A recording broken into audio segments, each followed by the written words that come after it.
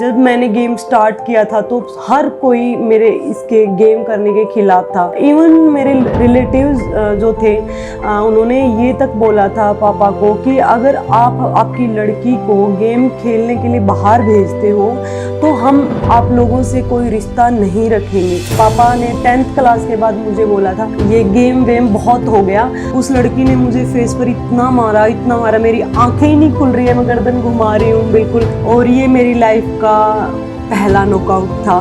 मेरी आंखें सड़ चुकी थी बिल्कुल। मर जाओगे, सिर्फ वार्म अप करोगे जब भी, खेलना तो बहुत दूर की बात है। निकाल कर मैं वहाँ से भाग जाती हूँ हॉस्पिटल से। वॉशरूम तक जाने के लिए अपनी माँ की हेल्प जिसको चाहिए थी वो ट्रॉली उठाकर, बैग उठाकर भाग रही है। ट्रेन में जैसे ही मैं चढ़ती हूँ वहीं मैं गिर जाती हूँ बेहोश होकर। मैंने पापा को बोला नहीं पापा, अगर आप आए ना मैं ट्रेन से छलांग लगा दूँगी। मैं सबसे जीतते हुए मैंने गोल्ड मेडल हासिल कर लिया।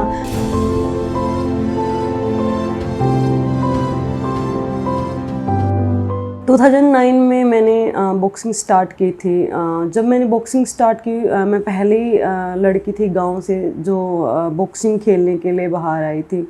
बॉक्सिंग खेलने के लिए मेरी फैमिली, मेरे पापा और मेरी माँ खुश थे, लेकिन मेरे रिलेटिव जो थे सब नहीं चाहते थे कि क्योंकि अपने हरियाणा में आज भी एक रीत है कि अच्छे घरों की लड़कियाँ बाहर नहीं जाती हैं। इसी के करके मेरे को भी बोला गया कि मुझे गेम नहीं करना चाहिए, मुझे घर में रहना चाहिए। और ऐसा हुआ एक बार जब मैंने गेम स्टार्ट किया था तो हर कोई मेरे इसके गेम करने के खिलाफ था। मेरे पापा ने मेरे लिए जब स्टैंड लिया था, इवन मेरे रिलेटिव्स जो थे उन्होंने ये तक बोला था पापा को कि अगर आप आपकी लड़की को गेम खेलने के लिए बाहर भेजते हो तो हम आप लोगों से कोई रिश्ता नहीं रखेंगे। उस टाइम मेरे मम्मी पापा ने मेरे लिए स्टैंड लिया और मैं बॉक्सिंग करने के लिए मुझे हिसार में साई में भेजा। और हिसार साई के लिए और बॉक्सिंग ही गेम चुनने के लिए मेरी जर्नी ये रही है। जैसे मैं स्कूल टाइम में इतना ज़्यादा नहीं बोलती थी, बिल्कुल चुपचाप रहती थी, लेकिन जब भी कुछ किसी के साथ गलत होता तो मेरे से बर्दाश्त नहीं होता था। मैं सामने वाले को समझाती है एक बार, लेकिन फिर अगर सामने वाला कुछ 3 2 5 करता तो मेरे से बोलकर उसका जवाब नहीं दिया जाता था। उस टाइम फिर मैं पंचों से उसका जवाब देती थी। तो मुझे बॉक्सर तो पहले से ही स्कूल टाइम से ही बोलते थे। गांव में मैं कबड्डी खेलती थी। कबड्डी मैंने नेशनल तक खेला है और स्टेट लेवल मतलब स्टेट टीम में मेरा सिलेक्शन हो गया था। 10th के एग्ज़ाम की वजह से मैं नेशनल खेलने के लिए नहीं गई थी। उस टाइम पढ़ाई को ज़्यादा प्रायोरिटी दी जाती थी। पापा ने 10th क्लास के बाद मुझे बोला था ये गेम वेम बहुत हो गया, अब अच्छे से पढ़ ले, क्योंकि मैं पढ़ाई में अच्छी थी। तो पापा चाहते थे कि मैं बीटेक करूं, इंजीनियरिंग मतलब लाइन में जाऊं। लेकिन पापा ने ये बोला, मैंने बोला पापा नहीं, मुझे खेलना है और मैं खेलना चाहती हूँ। तो पापा ने पता किया इसके लिए जो कबड्डी की एकेडमी और साई के लिए, क्योंकि साई के बारे में बहुत सुना था, न्यूज़पेपर आता था घर पे। तो पापा हमेशा पढ़ते थे कि साई में अच्छी प्रैक्टिस होती है और अच्छे बच्चे तैयार किए जाते हैं। तो पापा ने मुझे बोला कि साई में प्रैक्टिस करेगी तो तू अच्छा कर सकती है। पापा ने पता किया कि कबड्डी की साई सिर्फ गुजरात में है लड़कियों की, तो बहुत दूर पड़ता है और उस टाइम भूकंप वगैरह बहुत ज़्यादा आते थे।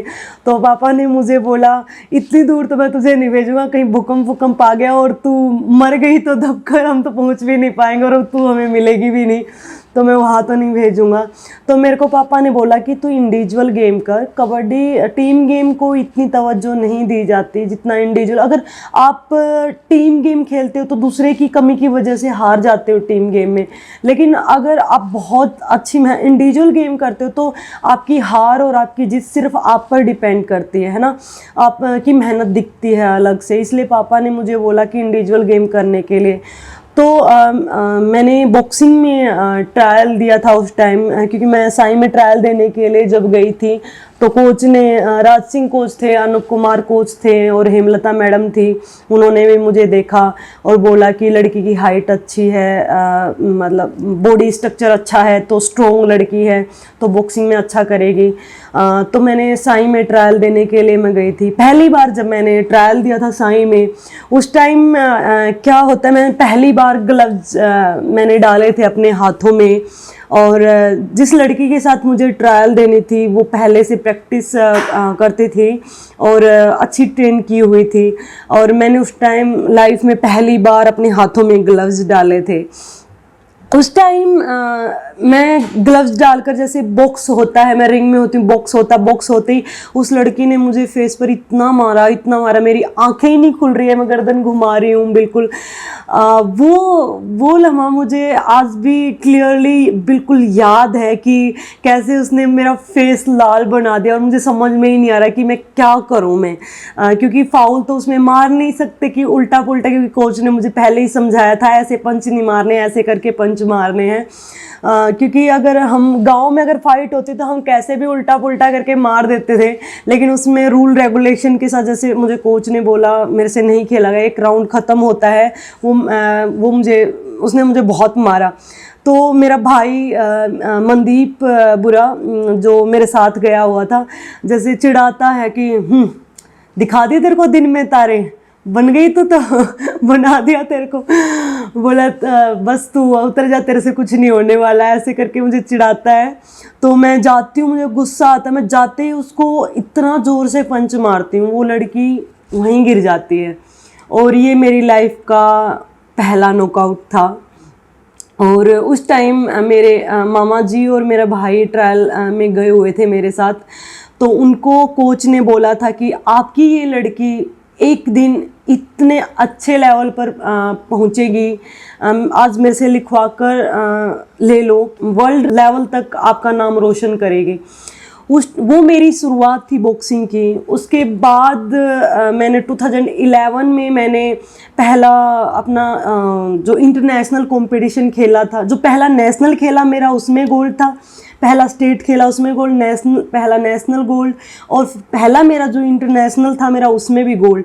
क्योंकि मेरे अंदर जुनून ही इतना ज़्यादा था कि होता ना कि किसी चीज़ को पाने के लिए बिल्कुल पागलों की तरह मेहनत करना, मैं वैसी थी। मुझे बस मेरे लिए क्योंकि जिन लोगों ने मेरे को मेरे पापा को ये बोला था कि हम आपके साथ नहीं बोलेंगे, और कुछ कुछ बोलते थे, जो ताने देते थे गांव में भी, और जो लोग रिलेटिव थे, जो हमारे रिश्तेदार थे, तो मैं चाहती थी मैं उस मुकाम तक पहुंचूं, और उस मुकाम तक पहुंचने के लिए मैंने बहुत ज़्यादा मेहनत की है। वो लोग जो बोलते थे पापा को कि गेम नहीं करवाना, वही लोग पापा से आकर बोलते हैं कि हमें पता था आपकी लड़की करेगी, बहुत अच्छा किया ये वो। तो आपको ना किसी को जवाब मुंह से देने की ज़रूरत नहीं पड़ती, अगर आप अपने काम से लोगों को जवाब दीजिए। लाइफ में मैंने ये सीखा है कि अगर कोई हमें कुछ बोल रहा है तो उसका जवाब हमें बातों से ना बोलकर अपने काम से देना चाहिए, जो मैंने किया। 2014 में अनाउंसमेंट होती है कि जो भी नेशनल चैम्पियन बनेगा वही वर्ल्ड चैम्पियनशिप खेलने के लिए जाएगा। उस टाइम में मेरी तबीयत बहुत ज़्यादा ख़राब थी, मैं हॉस्पिटल में एडमिट थी, क्योंकि टाइफाइड बिगड़ चुका था मेरा बिल्कुल। क्योंकि पहले डॉक्टर ने मुझे टाइफाइड में रेस्ट करने के लिए बोला था, जबकि मैं रेस्ट नहीं करती थी, अपनी प्रैक्टिस कंटिन्यू कर रखती थी। उसकी वजह से बहुत ज़्यादा तबीयत ख़राब हो गई थी मेरी आंतें सड़ चुकी थी बिल्कुल, और मैं हॉस्पिटल में एडमिट थी। मेरे अंदर लिक्विड के अलावा कुछ भी नहीं जाता था। मैं रात भर रोकर ये सोच रही हूँ, हे भगवान अब मेरे साथ क्या हुआ, मैं वॉशरूम तक जाने के लिए अपनी माँ का सहारा लेना पड़ता है, तो मैं खेलने कैसे जाऊँगी, जबकि अब की बार ये अनाउंसमेंट हुई, अब की बार मुझे ये मौका मिला कि मैं अपने आप को प्रूव कर सकूँ, और अब की बार ही मेरी ऐसी हालात कि मैं चल भी नहीं सकती हूँ। मैं फिर डिसाइड करती हूँ नहीं कि मैं खेलने जाऊँगी। मैं मम्मी पापा को बोलती हूँ, डॉक्टर आता है रेगुलर इवनिंग चेकअप के लिए, तो मैं उनको बोलती हूँ सर मुझे ना कल खेलने के लिए जाना है, आप मुझे ना ठीक कर दो। डॉक्टर मेरी इस बचकानी बात से हंसने लगे, बोले डॉक्टर हूँ मैं, कोई जादूगर थोड़ी ना हूँ जो आपको चुटकी बजाते ही ठीक कर दूंगा। बेटे आपकी ज़िंदगी का सवाल है, आपकी आंतें फट जाएगी और आप मर जाओगे सिर्फ वार्म अप करोगे जब भी, खेलना तो बहुत दूर की बात है। ये बात सुनकर मेरे मम्मी पापा भी डर गए और उस टाइम मुझे भी ये लगा कि मैं नहीं खेल रहा हूँ। मैं बहुत पूरी रात निकल जाती है मेरी सोचते सोचते, लेकिन लास्ट में मैं डिसाइड करती हूँ कि नहीं मुझे बस खेलना ही है, मैं मर जाऊँ कोई बात, लेकिन मरूंगी तो लास्ट में बॉक्सिंग के नाम से ही। मैं डिसाइड करती हूँ जाने के लिए, मम्मी पापा को कन्वेंस कर, मतलब मम्मी पापा मानते ही नहीं है मेरे कि जाने के लिए। मैं मम्मी पापा को कुछ, जैसे पापा रेगुलर चाय पीने के लिए नीचे जाते हैं, माँ को मैं कुछ दवाइयाँ लेने के लिए नीचे भेज देती हूँ और मैं वहाँ से जो ड्रिप व्रिप खुद ही निकाल कर मैं वहाँ से भाग जाती हूँ हॉस्पिटल से, और घर से सामान उठा के मैं अपनी गोरखधाम 4-4:30 बजे की ट्रेन थी हमारी, मतलब जैसे मैं प्लेटफॉर्म पर पहुँचती हूँ उसी टाइम प्लेटफॉर्म से ट्रेन निकल रही होती है और उसी मैं क्या करती हूँ 100 मीटर का स्प्रिंट लगाती हूँ मैं ट्रॉली उठाकर। जो लड़की चल भी नहीं सकती, वॉशरूम तक जाने के लिए अपनी माँ की हेल्प जिसको चाहिए थी, वो ट्रॉली उठाकर बैग उठाकर भाग रही है। मैं भागती हूँ, मैं ट्रेन को पकड़ भी लेती हूँ और मैं ट्रेन में जैसे ही मैं चढ़ती हूँ वहीं मैं गिर जाती हूँ बेहोश होकर। मम्मी पापा के फ़ोन कॉल आ रहे होते, मैं बेहोश पड़ी हूँ, मैं खिड़की के पास पड़ी हुई थी, लेकिन लोगों ने मुझे उठाया और जब मुझे होश आया तो मैं सीट पर थी। और जैसे देखा मैंने फ़ोन, मम्मी पापा के कॉल आ रहे थे, तो मम्मी पापा बोल रहे थे कि बेटा वापस आ जा। मैंने बोला कि नहीं पापा ये मेरा सपना है, मैं इतने सालों से कोशिश कर रही हूँ और मुझे मेरा ये अब भी पूरा हो सकता है, तो आप मुझे आशीर्वाद दीजिए और मुझे जाने दीजिए यहाँ से। मम्मी पापा जैसे इमोशनल हो गए, बहुत ज़्यादा रोने लग गए थे कि नहीं हमें हमारा बच्चा चाहिए, हमें कुछ भी नहीं चाहिए। तो मैंने माँ को बोला कि माँ पापा आपके आशीर्वाद के बगैर मैंने एक भी कंपटीशन नहीं जीता, मैं हमेशा आपका आशीर्वाद लेकर जाती हूँ और आपने हमेशा मुझे बोला है कि विजयी भव। आज भी अगर आप ये बोल दोगे कि विजयी भव तो मैं जीत जाऊंगी, लेकिन अगर आप लोग ही मेरी ताकत हो, अगर आप लोग ही मुझे ये बोलोगे कि आ जा वापस, तो आप मेरी कमज़ोरी का काम कर रहे हो, मेरी ताकत बनो, आप मुझे आशीर्वाद दो। लेकिन आखिरकार थे तो माँ बाप ना, तो उन्होंने मुझे बोला कि नहीं, हमें लाइफ में अगर लाइफ रही तो बहुत सारे गेम मिल जाएंगे, अगर लाइफ ही नहीं रही तो हमें क्या करना है ऐसे गेम का, हमें हमारा बच्चा चाहिए। मैं आ रहा हूँ, पापा ने बोला रास्ते में उतर जा। तो मैंने पापा को बोला नहीं पापा, अगर आप आए ना मैं ट्रेन से छलांग लगा दूँगी, मुझे बस आप ये चाहते हो ना कि मैं ज़िंदा रहूँ, तो आप बस मुझे खेलने से मना नहीं करोगे और आप मुझे आशीर्वाद दोगे कि मैं जीत कर ही आऊँ। पापा ने मजबूरी में थोड़ा रोते हुए मेरे को बोला कि ठीक है तू ये ही चाहती है तो ठीक है, विजयी भव। पापा ने बोला, माँ ने मुझे आशीर्वाद दिया और वो टाइम था 5 दिन का जो कंपटीशन था हमारा, जिसमें मैंने कुछ खाया नहीं, सिर्फ पानी पानी में मैंने वो कंपटीशन निकाला, क्योंकि मेरी हालात इतनी बुरी थी कि मैं कुछ खा नहीं सकती, सिर्फ लिक्विड जाता था। तो मैंने लास्ट में फाइनल तक, जो भी मेन लड़कियां थे हमारे सीनियर थे, सबके सब मेरे ही पुल में, और इतनी टफ बाउट रही और मैं सबसे जीतते हुए मैंने गोल्ड मेडल हासिल कर लिया और फिर मैं सिलेक्ट हो गई वर्ल्ड चैम्पियनशिप के लिए। और वर्ल्ड चैम्पियनशिप में मैंने अपनी कंट्री के लिए सिल्वर मेडल जीता, पहला मेरा इंटरनेशनल सीनियर लेवल का ये मेडल था। उसके बाद सेकंड मेरा जो मेडल था 2015 में, उस टाइम मेरे हाथ में फ्रैक्चर था और मेरे को इतना दर्द था कि मैं रोते हुए प्रैक्टिस करती थी, और मेरे को 1 महीना हो गया था रोते हुए प्रैक्टिस करते हुए। तो कंपटीशन से सिर्फ 10 दिन पहले मुझे पता चला कि मेरे हाथ में फ्रैक्चर है। मेरे को कोच ने बोला देख स्वीटी, ठीक है माना मैंने तेरे हाथ में फ्रैक्चर है, लेकिन अगर अब तू ये बात बोलेगी और ये बोलेगी कि मुझे इसके लिए रेस्ट चाहिए, तो मैं तुझे टीम में नहीं रख सकता।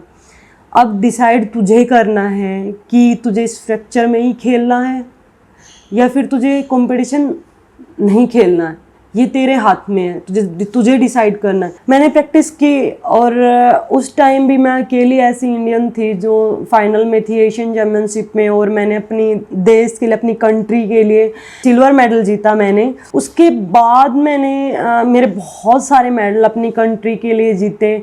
हर बार कुछ भी होता, लेकिन मैंने कभी अपने इरादों को कम नहीं होने दिया।